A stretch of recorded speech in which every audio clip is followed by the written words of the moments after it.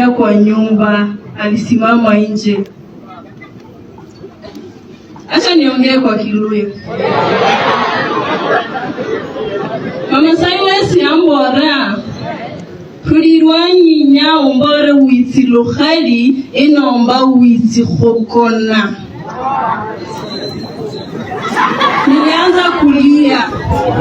While nilikuwa bado mimi ni mgeni kwa hii familia. Sikuwa najua mtu yeyote kando na Silas. Nikapigia Silas simu nikamwambia kuja haraka, mimi sitawezana na hii, nataka kurudi kwa mama yangu.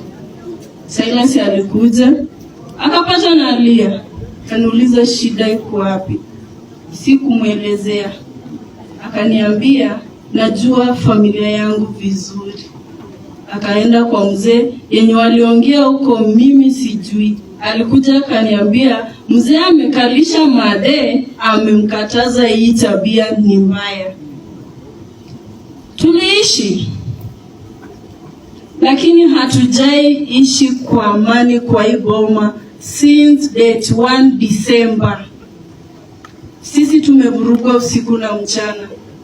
Mimi nimetusiwa mpaka na baba mkwe anakuja anasimama kwa mlango ananiuliza Mohana, waibo la huni. Magumu sana. Kwa muda wa miezi 2, lakini nimeishi maisha ya mtu amekaa miaka kadhaa kwa ndoa. I have struggled with Silas. Lakini nilikaa chini nikamwambia Silas nakupenda na unanipenda.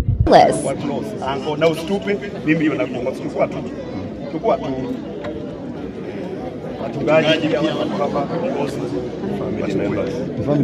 family members watu tuwapatie nafasi kazi tosha. Twende.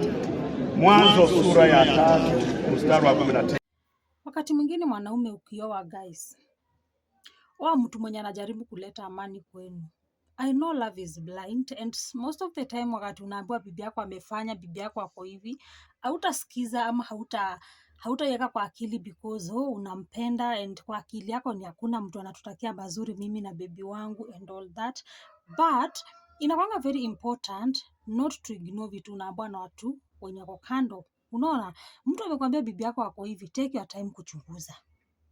Take your time. Kama unaona kwa family mmeanza kukosana sijui na unaambiwa ni juu ya bibi yako, take your time kuchunguza. Jana Cyrus ama Defender wa Kakamega Homeboys aliweza kuzikwa. Na Cyrus kifo yake imetokana na girlfriend wake. Mwenye anajiita sijui demo Arsenal ama nini. Huyo ndo chanzo cha kifo chake Cyrus. Unaona? That is the lady mwenye alikuja kuleta ile vitina kwa ile boma to an extent of brother anaweza maliza brother yake, because kwa nini haikutendeka kitambo?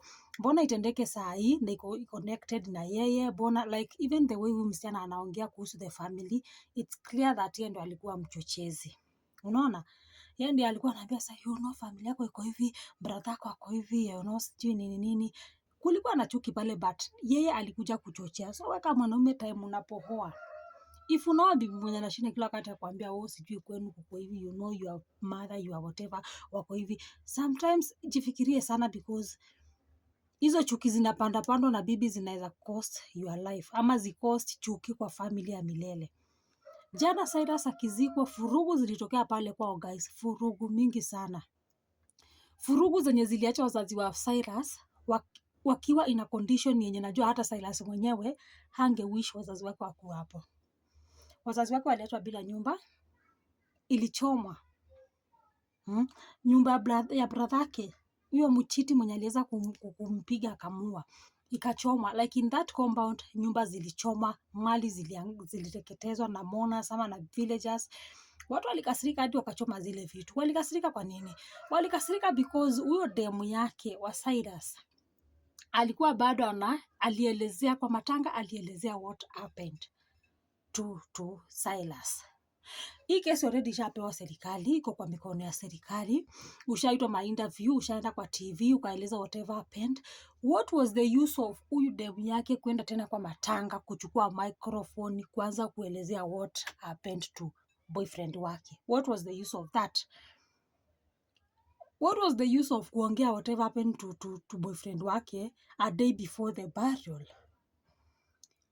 Obvious intentions zake zilikuwa make sure that your family imeteketezwa kabisa. Wazazi wa Silas wamebaki wakiwa with nothing, because according to venye msichana anaongea apendi wazazi wa huyu kijana, because hata ashasema kwa interview yake that mama yake Cyrus si mama mzuri. And mind you, she was only married for 2 months na akafuruka hiyo familia hivyo. And you guys mnasema sijui nini.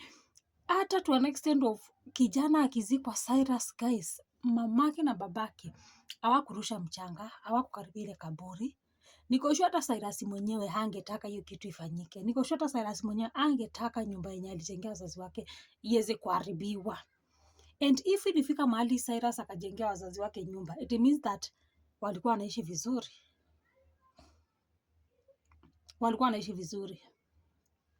So huyu bibi mwenye aliolewa within 2 months ashaenda akajichukulia jiko, washatoka kwa compound wameenda kukomboa nyumba, sijui nini. You guys inafanya mfikiria that huyu bibi ni innocent venye anaongea. Nini? Kama si mtu ameishi kuchochea hiyo family. Of course the lady alijua ameoleka na breadwinner. Cyrus was the breadwinner of the family. Na niliwaambianga mara mingi, wakati unaoleka na breadwinner as a woman, kuna a lot of challenges. Na ukiwa mtu mjinga, the challenges zinaweza kumaliza. Wakati unaoleka na breadwinner of the family, kuna a lot of challenges. Na challenge number 1 ni kuchukua na the family. Do you know why? Because wanajua huyu amekuja, huyu ndo atafanya tuache kupewa pesa, tuache kusaidia and all that. So the best you can do ni kuprove them wrong by supporting kijana yao hawasaidie, because at the end of the day ni wazazi wake na hawezi waacha. So it seems like huyu msichana alikuja kwa ile boma akaanza kusimamisha that sport. Support, ufai kusupport wazazi wako, ufai nini. Kitu na ambacho kileta furugu kwa family.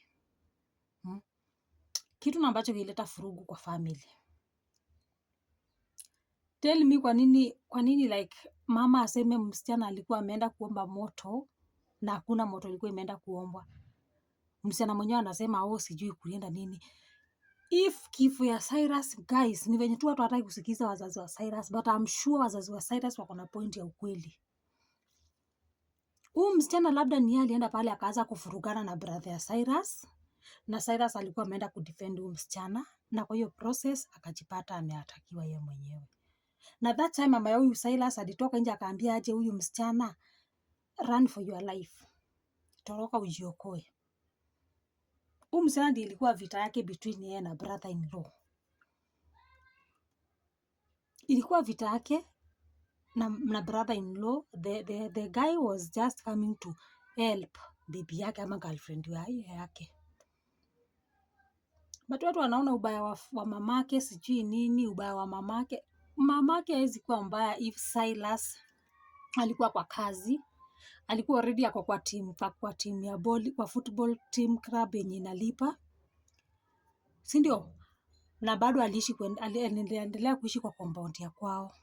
If mamake angekuwa mbaya, Silas hangekuwa anaishi kwa compound ya kwao, angekuwa ashatoka kitambo. Again, kuna na some traditions. Wakati mama kuoleka na mtu na mwende muishi life ya nyumbani ushago, kuna na some traditions you have to follow. Wewe sema umeoleka within 2 months na ushajinunulia jiko kwenda kupika kwako. Umeoleka kama first daughter in law of that family, and hakuna mwingine ako nyuma yako. It's your duty kufinyana na hawa wazazi wa bwanako kwa jikoni, mupikia hapo. Hadi siku the mother in law atasema you know what, msichana wangu, it's time enda pika kwako. Unaona? Yeah. So the moment unaleta mtu tuko family and you know what, tunataka jiko yetu, hata tutoke kwa hii compound yenu tukakomboe nyumba sijui nini, huyo mtu hata si mzuri hata kidogo. So nye mnashinda mkisema wazazi wa Cyrus sijui wamelaaniwa sitini. Kifo ya huyu kijana ilitokana na bibi yake, huyu girlfriend yake.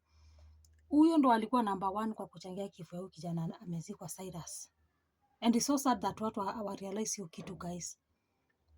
Mwanaume ukitafuta bibi kila wakati, kama utafuti a peacemaker, someone who will bring peace to you and your family, wachana na yeye.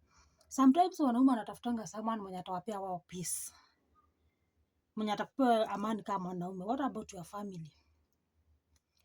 Kuna wasichana siku hizi wengi sana wana believe that mother-in-laws wanakuanga wabaya. So the moment unaoa mtu ashafuata ma advices za online, naenda kupatana na mother-in-law. Niliona hata mtu ameposti kwa TikTok mother-in-law wako hivi na hivi na hivi. So the moment unaenda kuishi na mtu already akili yake iko prepared to meet mother-in-law mubaya. Which means hata mamako akuwe mzuri, huyu mtu atamuona tu mubaya. Na mara mingi mzee mamako akikwambia bibi yako ako hivi na hivi, utaona tu ni kuchukiwa, unachukiwa, utakiwi mazuri and all that. Never ignore small details kwa partner wako, especially wanawake. Mwanamke anaweza furuga boma haraka sana. Hata Biblia imesema mwanamke mrefu anajenganga nyumba na mkono yake mwenyewe. Mwanamke mjinga anaibomoa na mikono yake. If bibi mwenye uko naye si bibi anajaribu kuleta umoja between you and your family, then wachana naye, because what is the use of having her and then ajaribu kuleta peace between you and your family? Utakesi makesi hadi lini? Ni wale mabibi hata mkiishi kwa ploti ni shida tupu. Uliambia mama fulani yani utakuwa wewe ni mwanaume unatoka kazi unakuja unatoka kazi umechoka, unapata kwa ploti kuna makesi hivi za bibi yako. Hata mseme nini? Kifo cha Cyrus chanzo ni mke wake guys. Ni mke wake. The parents are very innocent. Chanzo ni mke wake kwenda kuchuchuchu mdomo kwa familia za wenyewe chuchuchu. Maneno mingi. May rest in peace.